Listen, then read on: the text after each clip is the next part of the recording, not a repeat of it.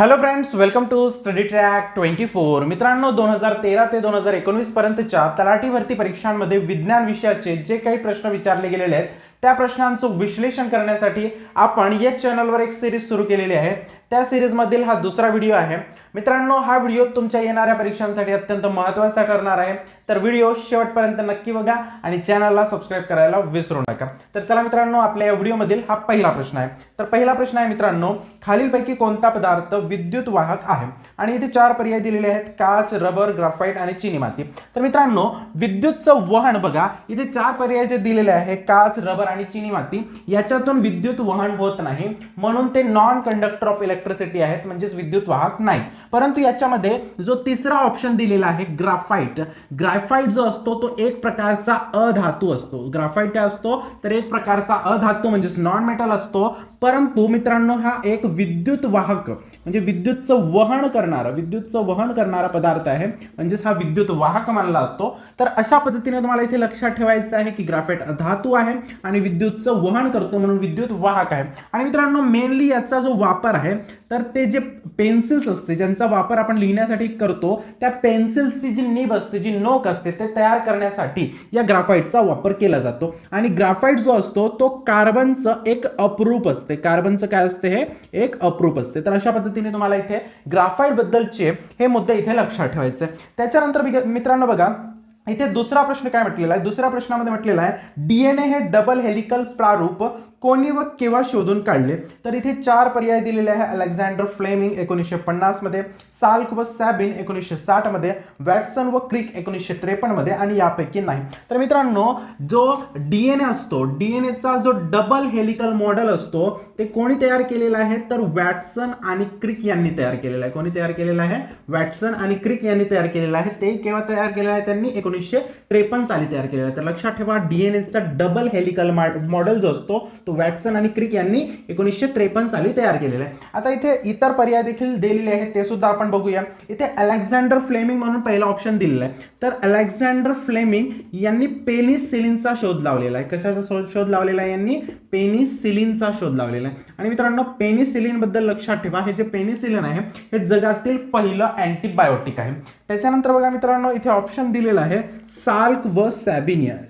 काय ऑप्शन दिलेला आहे? साल्क व सॅबिन. तर मित्रांनो, इथे लक्षात ठेवा, जे जोनास साल्क होते त्यांनी पोलिओची पहिली वॅक्सिन विकसित केली. पोलिओची पहिली वॅक्सिन विकसित करणारे व्यक्ती कोण होते? तर जोनास साल्क होते. आणि सॅबिन कोण होते? यांनी पोलिओची ओरल वॅक्सिन विकसित केली होती. म्हणजे जी मुखाद्वारे घेतली जाणारी जी वॅक्सिन आहे पोलिओची, ती कोणी तयार केलेली होती? तर सॅबिन यांनी. आणि साल्क यांनी कोणती तयार केली होती? इंजेक्शनवाली जी वॅक्सिन होती पोलिओची, ती जोनास साल्क यांनी तयार केलेली होती. तर अशा पद्धतीने मित्रांनो, हे सगळे मुद्दे तुम्ही इथे लक्षात ठेवा. डीएनए बद्दल लक्षात ठेवा, डीएनएचं model, double helical model Watson Crick यांनी तयार केलं. फ्लेमिंग, अलेक्झांडर फ्लेमिंग यांनी पेनिसिलिनचा शोध लावला, जो जगातील पहिला अँटीबायोटिक आहे. जोनास साल्क यांनी पोलिओची पहिली लस शोधली आणि सॅबिन यांनी पोलिओची ओरल वॅक्सिन शोधून काढलेली आहे.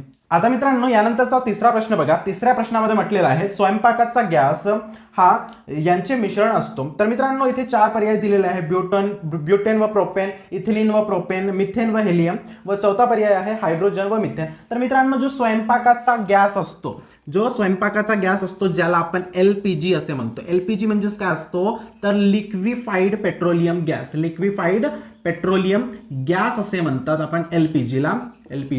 आणि हा गॅस स्वयंपाकाचा गॅस असतो. तर या गॅसमध्ये प्रामुख्याने काय काय आढळते? तर ब्युटेन आणि प्रोपेन यांचं ते मिश्रण असते. स्वयंपाकाचं गॅस किंवा एलपीजी जो असतो तो कशाचं मिश्रण असतो? तर ब्युटेन प्लस प्रोपेन यांचा तो मिश्रण असतो. तर मित्रांनो, ब्युटेन जो असतो, ब्युटेनचा फॉर्म्युला काय असतो? C4H10 असतो. आणि प्रोपेनचा फॉर्म्युला काय असतो? C3H8 असतो. तर अशा पद्धतीने तुम्हाला लक्षात ठेवायचं आहे की एलपीजी म्हणजे कशाचं मिश्रण असते? ब्युटेन आणि प्रोपेनचं. एलपीजीचा फुल फॉर्म सुद्धा तुम्हाला विचारला जाऊ शकतो, लिक्विफाईड पेट्रोलियम गॅस. आणि मित्रांनो, तुम्ही इथे लक्षात ठेवा, हा जो एलपीजी असतो किंवा स्वयंपाकाचा जो गॅस असतो त्याची जेव्हा गळती होत असते तेव्हा त्याचा तीव्र वास येत असतो. तर आपल्याला कधी कधी परीक्षांमध्ये विचारला जातो की गॅसची गळती, स्वयंपाकाची गॅसची गळती झाल्यामुळे जो तीव्र वास असतो, तो तीव्र वास येण्यासाठी त्याच्यामध्ये कोणतं रसायन मिसळवतात? तर मित्रांनो, लक्षात ठेवा, याच्यामध्ये इथिल मर कॅप्टन नावाचं रसायन मिसळवतात. काय मिसळवतात? इथिल मर कॅप्टन. तर मित्रांनो हा एक तीव्र वास येणारा रसायन आहे. हा रसायन कशामध्ये मिसळवला जातो? लिक्विफाईड पेट्रोलियम गॅस म्हणजेच एलपीजी मध्ये मिसळवला जातो. म्हणजेच एखाद्या वेळेस तो लीक झाला तर लीक झाल्यानंतर त्याची स्मेल येऊन आपण दक्ष व्हायला पाहिजे यासाठी इथिल मरकॅप्टन नावाचा तीव्र वास असणारा रसायन या एलपीजी गॅसमध्ये मिसळवला जात असतो. तर अशा पद्धतीने मित्रांनो तुम्हाला या स्वयंपाकाच्या गॅसाबद्दलचे सुद्धा हे मुद्दे लक्षात ठेवायचे. त्याच्यानंतर मित्रांनो बघा, त्याच्यानंतरचा इथे प्रश्न विचारलेला आहे, टॅल्कम पावडर तयार करताना खालीलपैकी कशाचा उपयोग केला जातो? तर मित्रांनो टॅल्कम पावडर तयार करत असताना मॅग्नेशियम सिलिकेटचा वापर केला जातो. कशाचा वापर केला जातो? मॅग्नेशियम सिलिकेट या रसायनाचा, या केमिकलचा वापर केला जात असतो किंवा या कंपाऊंडचा वापर केला जात असतो. टॅल्कम पावडर म्हणजेच काय असतो? आपण चेहऱ्याला लावत असतो त्यालाच टॅल्कम पावडर असे म्हणतात आणि त्या पावडर तयार करत असताना मॅग्नेशियम सिलिकेट या रसायनाचा वापर इथे केला जात असतो. तर मित्रांनो यानंतरचा पाचवा प्रश्न बघा. पाचव्या प्रश्नामध्ये म्हटलेला आहे, खालीलपैकी सर्वात हलका वायू कोणता? आणि इथे 4 पर्याय दिलेले आहे, हायड्रोजन, हेलियम, ऑक्सिजन आणि कार्बन डायऑक्साईड. तर मित्रांनो बघा, जगातील जो सर्वात हलका वायू मानला जात असतो तो वायू असतो हायड्रोजन. हायड्रोजनचा जो शोध आहे तो कोणी लावलेला आहे? हेनरी कॅव्हेंडिश यांनी लावलेला आहे. कोणी लावलेला आहे? हेनरी कॅव्हेंडिश यांनी हायड्रोजनचा शोध लावलेला आहे. आणि मित्रांनो या हायड्रोजन बद्दल तुम्ही लक्षात ठेवा की ब्रह्मांडामध्ये जो संपूर्ण ब्रह्मांड आहे त्या ब्रह्मांडामध्ये सर्वाधिक प्रमाणात आढळणारा जो मूल द्रव्य आहे, जो एलिमेंट आहे ब्रह्मांडामध्ये, संपूर्ण ब्रह्मांडामध्ये सर्वाधिक प्रमाणामध्ये आढळणारा जो मूल द्रव्य आहे तो कोणता आहे? तर हायड्रोजन आहे. हायड्रोजनला भविष्याचा इंधन देखील म्हणतात. काय म्हणतात? भविष्याचा इंधन या नावाने सुद्धा हायड्रोजन ओळखलं जात असते. आणि मित्रांनो याचा अणुअंक तुम्ही लक्षात ठेवा. हायड्रोजनचा जो अणुअंक असतो तो किती असतो? तर 1 असतो. याच्यानंतर बघा मित्रांनो इथे अजून पर्याय देखील दिलेले आहेत. जसे की बघा याच्यामध्ये हेलियम दिलेला आहे पर्याय. तर मित्रांनो तुम्ही लक्षात ठेवा, हेलियम जो आहे तो दुसरा हलका वायू आहे. दुसरा हलका वायू. आणि सर्वात जास्त हलका वायू कोणता असतो? हायड्रोजन असतो. हिलियम हा दुसरा हलका वायू आहे. आणि ब्रह्मांडामध्ये आणि संपूर्ण ब्रह्मांडामध्ये सर्वाधिक प्रमाणात आढळणारे दुसरे मूलद्रव्य कोणते आहे? तर हिलियम आहे. आणि पहिले मूलद्रव्य कोणते आहे?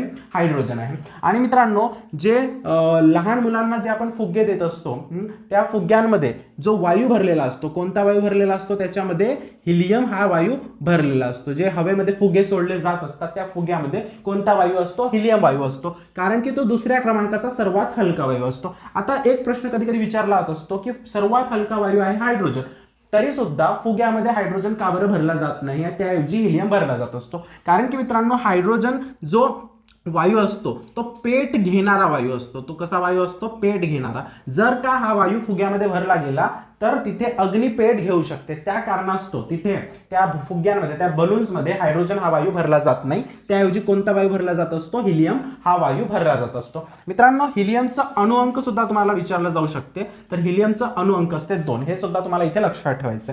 त्याच्यानंतर मित्रांनो इथे तिसरा पर्याय आपल्याला दिलेला होता ऑक्सिजन. ऑक्सिजन इथे तिसरा पर्याय दिलेला होता. ऑक्सिजनचा शोध जो आहे तो जोसेफ प्रेस्टले नावाच्या वैज्ञानिकाने लावलेला आहे. जोसेफ प्रेस्टले नावाच्या वैज्ञानिकाने ऑक्सिजनचा शोध लावलेला आहे. बघा ऑक्सिजन बद्दल एक मुद्दा लक्षात ठेवा मित्रांनो, पृथ्वीवर सर्वाधिक आढळणारं मूलद्रव्य बघा पृथ्वीवर सर्वाधिक आढळणारा मूलद्रव्य कोणतं असते? तर ऑक्सिजन असते. आणि ब्रह्मांडामध्ये सर्वाधिक आढळणारा मूलद्रव्य कोणतं असते? हायड्रोजन असते. ब्रह्मांडामध्ये दुसऱ्या क्रमांकाचं सर्वाधिक आढळणारा मूलद्रव्य असते हिलियम. आणि पृथ्वीवर सर्वाधिक आढळणारा मूलद्रव्य कोणता असतो? तर ऑक्सिजन असतो. त्यानंतरचा बघा मित्रांनो इथे ऑप्शन दिलेला आहे CO2 म्हणजेच कार्बन डायऑक्साईड. तर कार्बन डायऑक्साईड बद्दल लक्षात ठेवा मित्रांनो, जो पृथ्वीचा जो तापमान असतो त्या तापमानामध्ये वाढ होण्यास कारणीभूत असणारा वायू कोणता आहे? तर CO2 वायू आहे. ठीक आहे. आणि मित्रांनो ऑक्सिजन जो असतो तो अग्नी पेट घेण्यासाठी मदत करणारा वायू असतो. आणि CO2 जो असतो तो अग्नी विझवण्यासाठी मदत करणारा वायू असतो. अग्नी पेट घेण्यासाठी मदत करणारा वायू, अग्नी विझवण्यासाठी मदत करणारा वायू CO2 असतो. आणि स्वतः जडणारा म्हणजे स्वतः ज्वलनशील असणारा वायू कोणता असतो? हायड्रोजन असतो. हा स्वतः पेट घेत असतो, हा पेट घेण्यास मदत करत असतो आणि हा काय करत असतो? अग्नी विझवत असतो. तर अशा पद्धतीने मित्रांनो या 4 वायूंबद्दलचे जे महत्त्वपूर्ण मुद्दे आहेत तुम्हाला इथे लक्षात ठेवावे लागणार आहे. आता यानंतरचा प्रश्न बघा, यानंतरच्या प्रश्नामध्ये म्हटलेला आहे स्ट्रेप्टोमायसिन हे औषध कोणत्या रोगावर प्रभावी आहे. तर मित्रांनो, स्ट्रेप्टोमायसिन नावाचं जे औषध असते ते क्षय रोगावर म्हणजेच टीबीवर प्रभावी असते. टीबी किंवा क्षयरोगावर प्रभावी असणारी औषध कोणती आहे, तर स्ट्रेप्टोमायसिन नावाची औषध असते जी क्षयरोग किंवा टीबीवर प्रभावी पडत असते. आणि मित्रांनो, ही जी स्ट्रेप्टोमायसिन नावाची औषध असते ती एक प्रकारची अँटीबायोटिक औषध आहे. ती काय आहे, अँटीबायोटिक, ज्याला आपण मराठीमध्ये प्रतिजैविक असे म्हणतो. तर ही एक प्रकारची काय आहे, प्रतिजैविक आहे. मित्रांनो, जर का तुम्हाला विचारला गेला जगातील सर्वात पहिली अँटीबायोटिक कोणती आहे, तर जगातील सर्वात पहिली अँटीबायोटिक आहे पेनिसिलिन. आणि या पेनिसिलिन नावाच्या जगातील पहिल्या अँटीबायोटिकचा शोध कोणी लावलेला आहे, अलेक्झांडर फ्लेमिंग नावाच्या वैज्ञानिकाने या पेनिसिलिन नामक जगातील पहिल्या अँटीबायोटिकचा शोध लावलेला आहे. आता यानंतरचा प्रश्न बघा, यानंतरच्या प्रश्नामध्ये म्हटलेला आहे मानवी रक्तगटाच्या शोध कार्याबद्दल या शास्त्रज्ञास नोबेल पारितोषिक सन्मान लाभला होता. तर मित्रांनो बघा, जो रक्तगट आहे त्या रक्तगटाच्या शोधासाठी कार्ल लँडस्टेनर या वैज्ञानिकास नोबेल पारितोषिक मिळाला होता. यांनी कशाचा शोध लावलेला आहे, ब्लड ग्रुप म्हणजेच रक्तगटाचा शोध लावलेला आहे. जर का मित्रांनो तुम्हाला विचारलं गेलं प्रामुख्याने रक्तगटाचे प्रकार किती आहेत, तर प्रामुख्याने रक्तगटाचे प्रकार जे आहेत ते 4 आहेत. कोणकोणते, ए बी आणि ओ. यापैकी मित्रांनो जो ओ रक्तगट असतो तो सर्व योग्य दाता मानला जात असतो. आणि ए बी ब्लड ग्रुप जो असतो तो सर्व योग्य ग्राही मानला जात असतो. आणि मित्रांनो, जर का तुम्हाला विचारलं गेलं की जागतिक रक्तदान दिन केव्हा साजरा केला जात असतो, तर 14 जून हा दिवस जागतिक रक्तदान दिन म्हणून साजरा केला जात असतो. तर अशा पद्धतीने मित्रांनो ब्लड ग्रुप बद्दल तुम्हाला हे मुद्दे लक्षात ठेवायचे, वारंवार याच्यावर प्रश्न विचारले जात असतात. आता बघा, या प्रश्नामध्ये अजून काही म्हणजे ऑप्शन्स दिलेले आहेत ज्याच्यावर सुद्धा आपल्याला डिस्कशन करावं लागणार. जसं की बघा, इथे दुसरा ऑप्शन दिलेला आहे जोनास साल्क. तर जोनास साल्क बद्दल मी तुम्हाला यापूर्वीच सांगितलेलं आहे.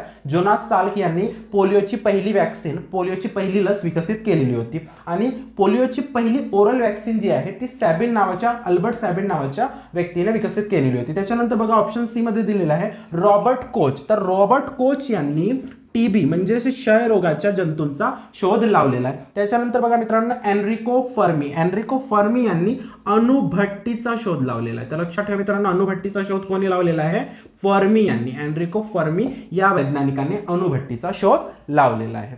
आता नेक्स्ट प्रश्न बघा, या नेक्स्ट प्रश्नामध्ये काय म्हटलेलं आहे, अजीवनसत्वाच्या अभावामुळे कोणता रोग उद्भवतो. याच्यामध्ये 4 पर्याय दिलेले आहे, रातआंधळेपणा, बेरी स्कर्वी आणि ऑप्शन डी मध्ये दिलेला आहे अ, ब, क तिन्ही. तर मित्रांनो बघा, इथं अजीवनसत्वाच्या अभावामुळे म्हटलेलं आहे. तर जो विटॅमिन ए आहे, ज्याला आपण मराठीत जीवनसत्व अ असे म्हणतो, या जीवनसत्वाच्या अभावामुळे कोणता रोग होत असतो, रातआंधळेपणा नावाचा रोग होत असतो. तुम्हाला सर्वप्रथम हे लक्षात घ्यावं लागेल, विटॅमिन ए चं रासायनिक नाव असते रेटिनॉल. आणि मित्रांनो, विटॅमिन ए जो आहे सर्वात महत्वपूर्ण असतो डोळ्यांसाठी महत्वपूर्ण असणारा विटॅमिन कोणता आहे, विटॅमिन ए आहे.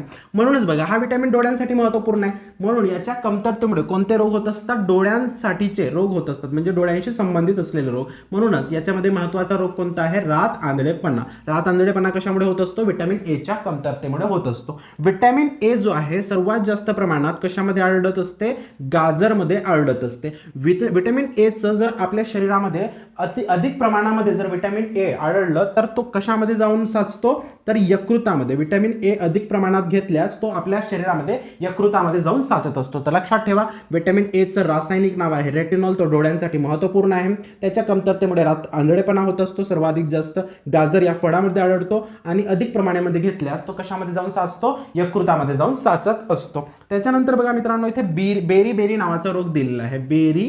बेरी नावाचा जो रोग आहे तो विटॅमिन B1 च्या कमतरतेमुळे होत असतो. कशामुळे, विटॅमिन B1 च्या कमतरतेमुळे होणारा रोग आहे बेरी.